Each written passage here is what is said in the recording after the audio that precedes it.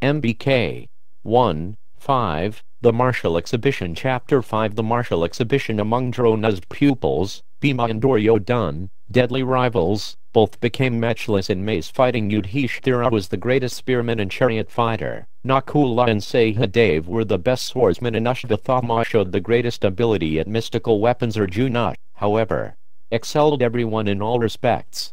He became a Utiratha, a warrior capable of fighting 60,000 other warriors simultaneously. This only increased the envy Dhritarashtra's sons felt toward him, as well as toward his brother, the mighty Bhima.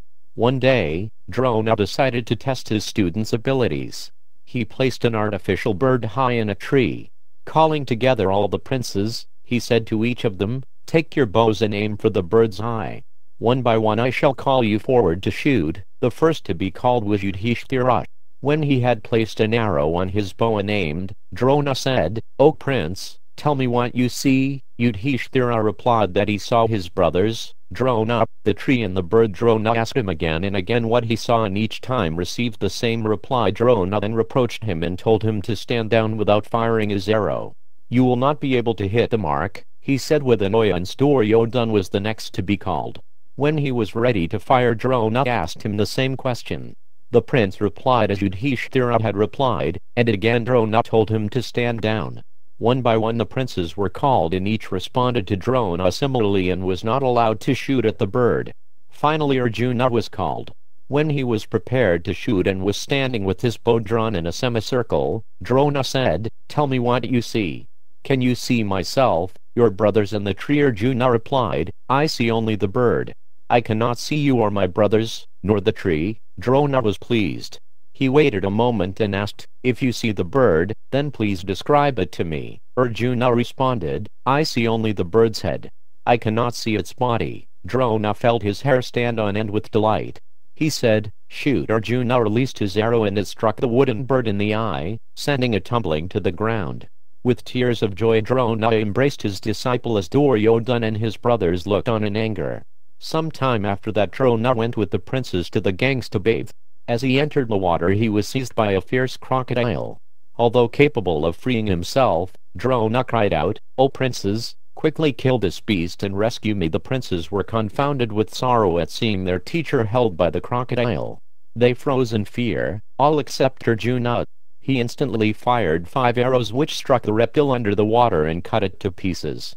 Its mouth fell open and released Drona's leg. Drona came to the river bank and took Arjuna aside. He said to him, "I wish to give you the greatest of weapons. Take from me the knowledge of the Brahmastra, the irresistible missile endowed with Brahma's power.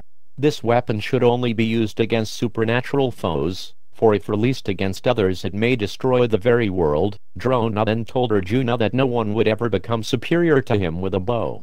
He was now invincible. Seeing that the princes had become expert in arms and warfare, Drona went to Dhritarashtra and said, "O king, your sons have completed their education. With your permission they may now display their proficiency. Let me therefore arrange an exhibition." Dhritarashtra thanked Drona for instructing the princes and said, "I envy those who will be able to witness the prowess of my sons. I shall attend the display with Vidura, who will be my eyes. With his assistance please make the preparations, O best of Brahmins." Drona and Vidura then went outside of the city and selected a large, flat piece of land. After sanctifying the spot with prayers and offerings to the gods, Drona had skilled architects construct a great stadium. It had a vast central area and platforms rising on all 4 sides. Wealthy merchants sponsored the installation of thousands of beautiful seats carved from wood and inlaid with ivory and pearls. Rows of golden thrones encrusted with coral and gems were built on the royal platform. The stadium's sides reached up to the sky and were adorned with tall white flagstaffs bearing colored pennants that fluttered in the breeze. On an auspicious day determined by the royal astrologers, the citizens entered the stadium eager to see the princes display their power. Bhishma and Vidura, leading Dhritarashtra by the arm, walked at the head of the procession. They were immediately followed by Drona and Kripla, along with other members of the royal party such as Balika, Somadatta and other kings visiting from surrounding kingdoms. The royal ladies came out of the city dressed in dazzling robes and ornaments, accompanied by numerous maids-in-waiting. The ladies ascended the royal platforms like goddesses ascending the holy Mount Meru. Crowds of citizens of all four castes thronged into the stadium and marveled at its beauty. Large sections were built of pure gold and were studded with priceless Vedoraya gems. It was decorated with countless garlands of bright flowers and strings of pearls. The sound of people filling the stadium was like the surging ocean. Trumpets were blown and drums beaten, mixing with the blasts of thousands of conches and the excited talk of the people. When everyone was seated, Drona entered the arena with his son Ashvatthama. He wore white robes and white garlands, and his body was smeared white with sandalwood paste. His hair and beard were also white, and with his powerful son he looked like the moon accompanied by Mars. The noise of the crowd subsided as Drona entered. Drona then had a large number of Brahmins perform auspicious rites in the arena. The mantras echoed around the stadium. Expert musicians simultaneously played their instruments, creating a sound that pleased and calmed the audience, who sat in expectation. The princes then entered the arena, headed by Yudhishthira and striding like proud and mighty lions. They were clad in brilliant armors and equipped with every kind of weapon. Drona ordered them to show off their different skills. Beginning with Yudhishthira, the princes stepped forward one by one. They mounted swift horses and rode them expertly, wheeling about the arena and hitting both still and moving targets with arrows engraved with their respective names. Thousands of arrows sped in all directions, and some of the citizens ducked in fear. Others were fearless, their eyes wide with wonder.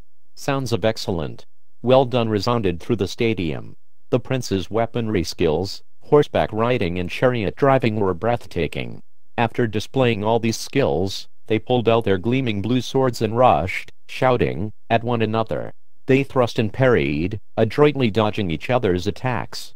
The people saw with delight the grace, speed and strength of all the princes. Drona and Bhima and Duryodhana stepped forward to display mace fighting. The two heroes glared at each other and bellowed like furious bulls. Holding aloft massive iron maces they circled, each with his gaze fixed on the other. As Vidura described the scene to Dhritarashtra and Kunti to Gandhari, the two princes aimed terrific blows at each other. Their maces collided with thunderous crashes, sending showers of sparks into the air. The crowd became divided. Some supported Bhima while others supported Duryodhana. Shouts of "Behold the mighty Bhima" and "Just see the powerful Duryodhana" filled the stadium. Drona realized that the fight was becoming too earnest, and he also saw that the people were becoming too excited. He told his son to step between the roaring rivals and stop them. Ashvatthama obeyed his father and, moving quickly forward, managed to separate the two princes. When Bhima and Duryodhana had stood down, still glaring at each other, Drona stepped into the middle of the arena.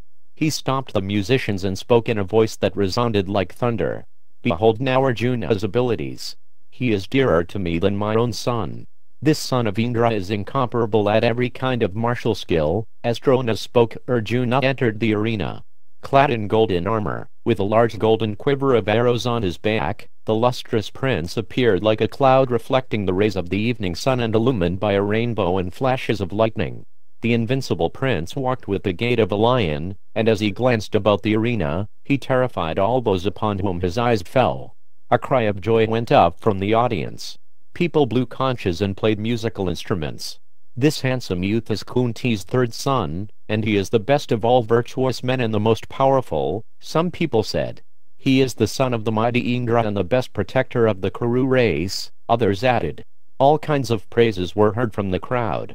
Hearing these, Kunti felt milk flow from her breasts and, along with her tears, it drenched her bosom. Dhritarashtra asked Vidura why the people were shouting so joyously. When Vidura told him that it was because Arjuna had appeared, Dhritarashtra said, "How blessed I am by Kunti's three sons. They are like three sacrificial fires and Kunti is like the sacred fuel." But Dhritarashtra burned secretly within himself. Why had the people not cheered his own sons in this way? Was not Duryodhana Arjuna's equal? If only he could see what was happening. Vidura described the scene to the blind king. Arjuna displayed one celestial weapon after another. With the Agneya weapon he produced fire, with the Varuna weapon he produced volumes of water, with the Vayavaya weapon he caused a great wind to blow, and with the Parjanaya weapon he created a huge downpour of rain. Arjuna created land with the Bhauma weapon, and with the Parvataya weapon he made a hill appear in the arena. Then, by invoking the Antarthana weapon, he made all those things disappear. As the citizens gasped, The prince displayed all kinds of mystical powers. One moment he appeared as tall as a massive palm tree, and in the next he became as small as a thumb. In an instant he went from standing on his chariot to standing on the ground. A distance from his chariot, Drona had a mechanical iron boar run swiftly across the arena, and Arjuna shot 5 arrows into its mouth as if they were one shaft. He shot 20 arrows into the hollow of a cow's horn swinging on a rope around a pole. After showing his skill with a bow, Arjuna took out his sword and mace, demonstrating many dexterous moves with them both. The exhibition was almost over. The music had stopped and the crowd's excitement had cooled. Suddenly they heard at the stadium gate the sound of someone slapping his arms with great force and roaring like an enraged elephant. Obviously some hugely powerful man had arrived. The people looked around for the source of the sounds. Are the mountains cracking asunder? Is the earth itself splitting apart? Others thought that some jealous god had come there wishing to display his might. Drona jumped up and stood surrounded by the 5 Pandavas, resembling the moon surrounded by bright stars. Duryodhana stood with his 100 brothers like Indra with the celestials. Everyone looked toward the gate. Coming toward them was a warrior who looked like the blazing sun. He had a brilliant coat of mail which was a natural part of his body, and was adorned with earrings that shone like fire. The earth resounded with his steps and he seemed like a moving hill. The crowd was motionless. They stared at the new arrival. Who was this? The handsome youth strode straight up to Drona. He bowed somewhat indifferently at his feet, then offered his respects to Kṛṣṇa. Turning again to Drona, he spoke in a voice that could be heard in every part of the stadium. I am Kṛṣṇa. With your permission, O Brahmin, I shall show skills equal to those of Arjuna. Indeed, I shall excel all the feats displayed by Kunti's son. Watch them and be amazed. The crowd stood up together as if lifted by some instrument. They roared and cheered. Arjuna felt abashed and angry. He clenched and unclenched his fists, which were covered with iguana skin finger protectors. His eyes seemed on fire as he glared at Kṛṣṇa. Drona nodded his assent and Kṛṣṇa moved to the center of the arena. At once he began to show his skills. He matched every feat Arjuna had displayed and the crowd shouted their approval. When he had finished, Duryodhana went over and warmly embraced him. Here was someone who could stand against that haughty Arjuna. The Pandava prince had been the center of attention for too long. Here was his equal. Duryodhana laughingly said to Kṛṣṇa, You are welcome, O mighty hero. By good fortune you have come here today.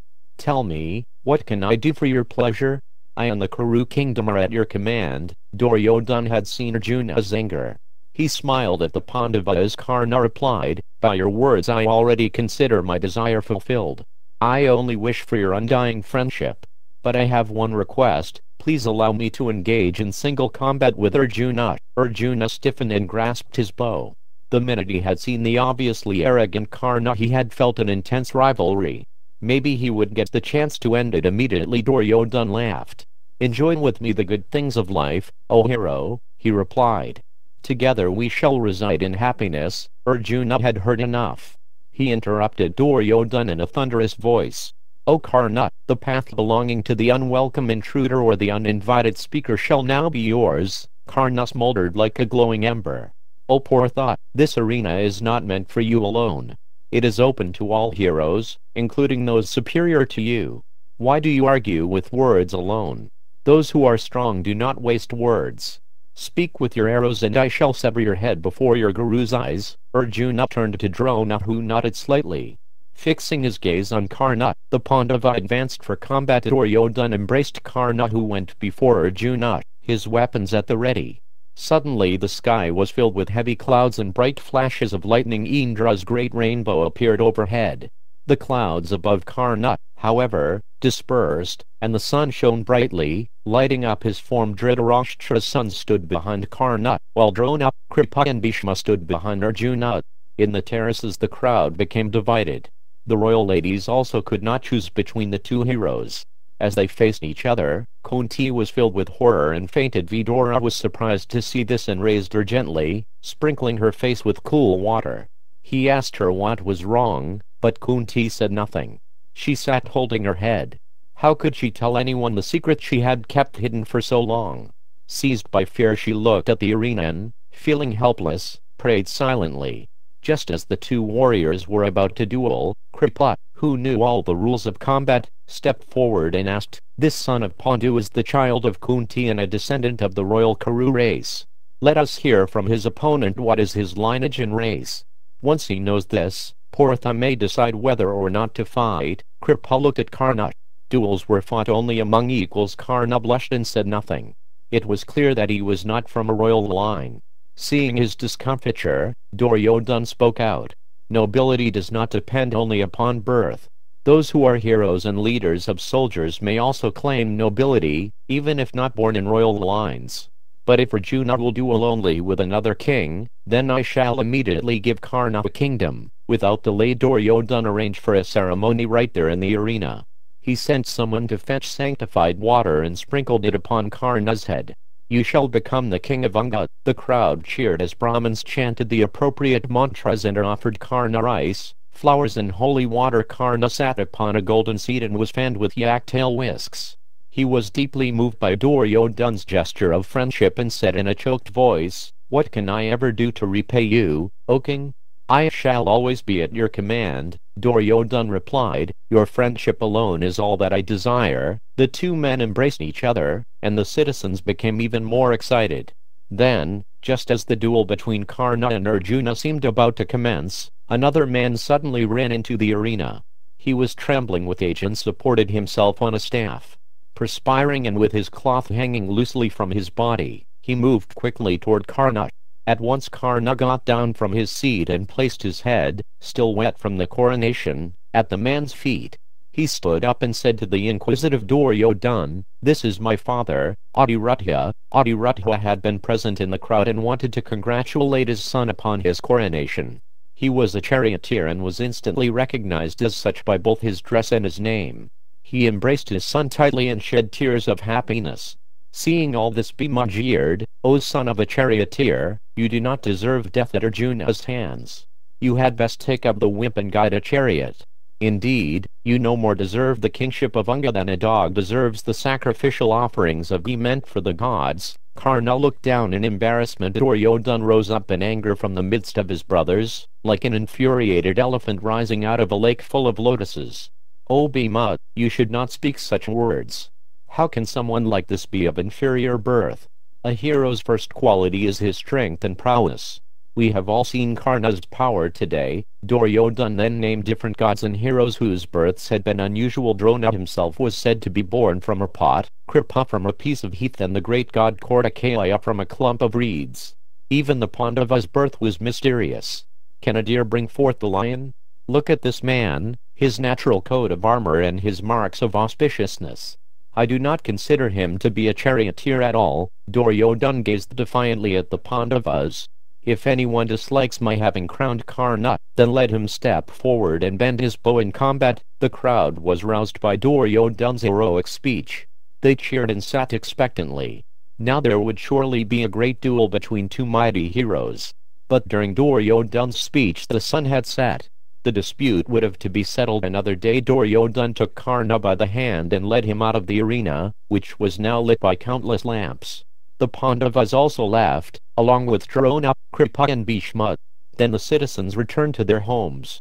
Some of them named Arjuna and some Kṛṣṇa, while others pointed to Duryodhana as the victor of the day. Kunti thanked the Lord within herself. As she watched Kṛṣṇa leave the arena, her mind went back to the day of his birth. She had only wanted to test Durvasa's boon. She had no idea the mantra would prove so powerful. Kunti remembered how she had been lying on her couch watching the brilliant sun rise over the Ganges. What if she could call the sun god to her? The mantra had come to mind, and almost at once the blazing Surya was standing before her. Kunti had been amazed, then horrified when he told her that he could not leave without giving her a child. "I am yet a maiden," she protested. "What will everyone say?" Surya smiled. By his power she would conceive a son and still remain a maiden. And so it had happened. The god left, and in due course the boy was born. Kunti had marveled at the baby's natural golden armor and earrings, the same armor and earrings she had seen on Kṛṣṇa as he marched into the arena. She recalled how that armor had shone in the morning sun as the boy floated away in his basket on the river. Kunti wept again as she recalled how she could not tell anyone she had given birth, and how, blinded by tears, she had pushed the baby out into the flowing river. Adiratha must have found the basket and raised her son. As Kṛṣṇa strode off with Duryodhana, Kunti led Gandhari back to the palace.